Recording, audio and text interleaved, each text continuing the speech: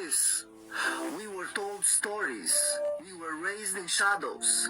We were born into the same machinery that took from you. We were told that you were dangerous, that you were backward, and that you needed saving. And while bombs fell on your cities, screams in our homes told us it was justice. We didn't know. Not because the truth was absent, but because the truth was buried. We didn't know.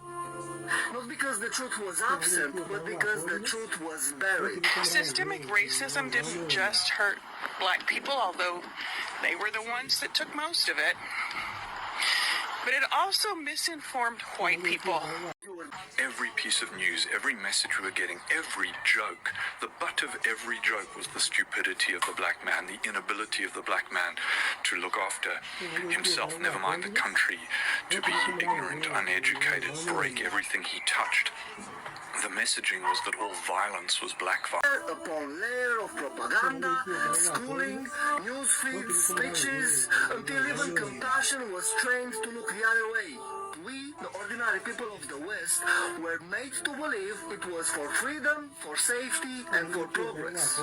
But we see now, we were lied to, manipulated, and enlisted in an empire without our consent. The same empire that looted your lands, looted our minds. We were told stories. We were raised in shadows.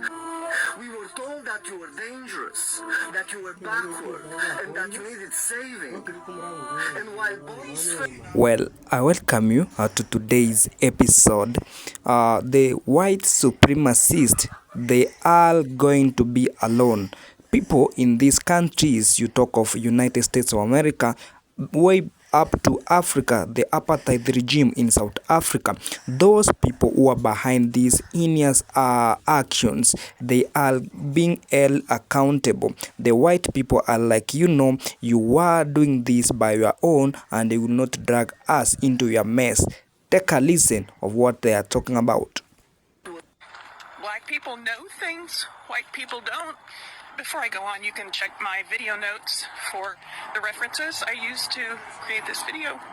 Generations of white Americans were raised with a story that made us feel like heroes.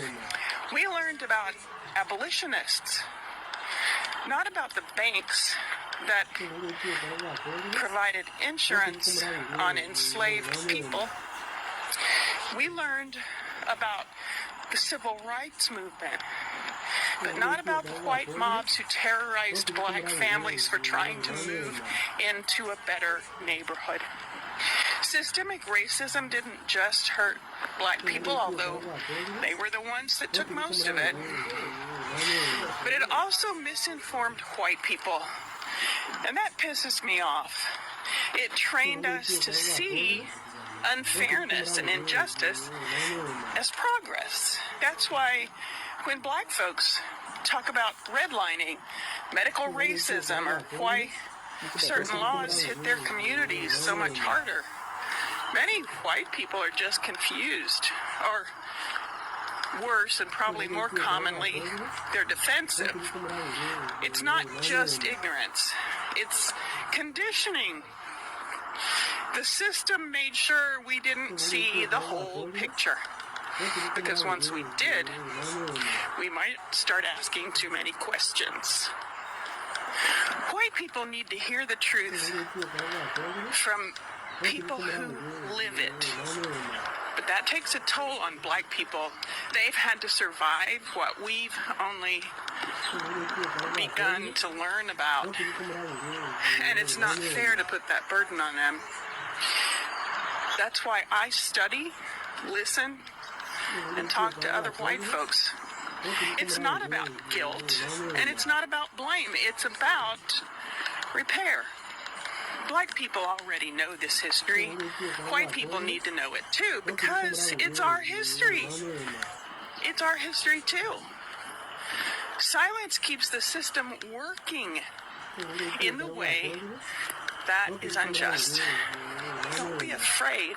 You should be mad about what was kept from you on purpose.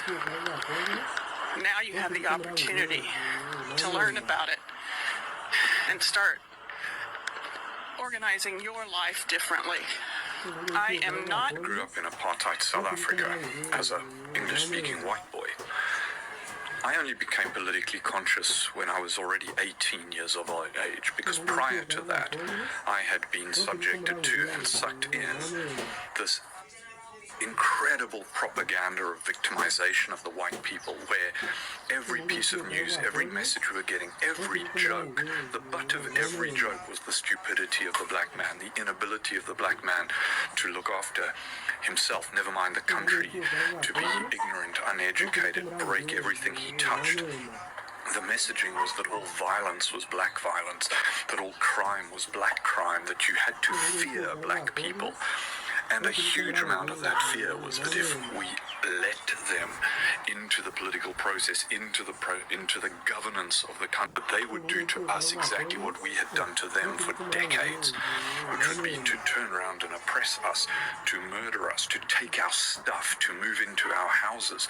It was a very popular story that the ANC, prior to the 94 election, when it was still an illegal organization and Nelson Mandela was still in jail, and the armed wing was exiled to Zambia and Mozambique, Umkhonto Wesizwe, was that they promised all of our domestic servants that those servants would be given the house they worked in when the ANC ruled.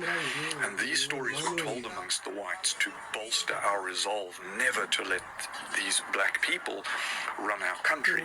And it was only when I became conscious of that from 18 and onwards that I realized not only was this a terrible lie that was actually oppressing us as well as the people that we as a white nation, white minority, were oppressing, but that actually what happened subsequently from 1994 onwards was far more of a reflection of the nature of black South Africans than any fears we as white South Africans had been fed and believed.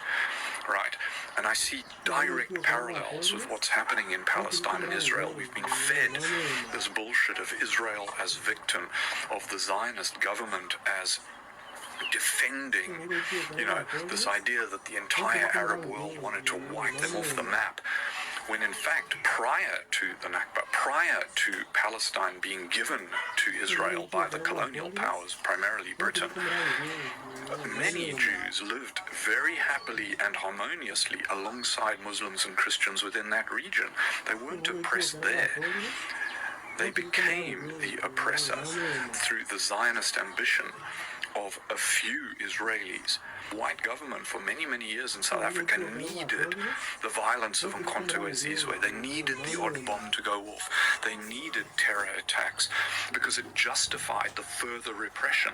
And I've told stories about when I was in the South African Defence Force in 1987, 88, 89.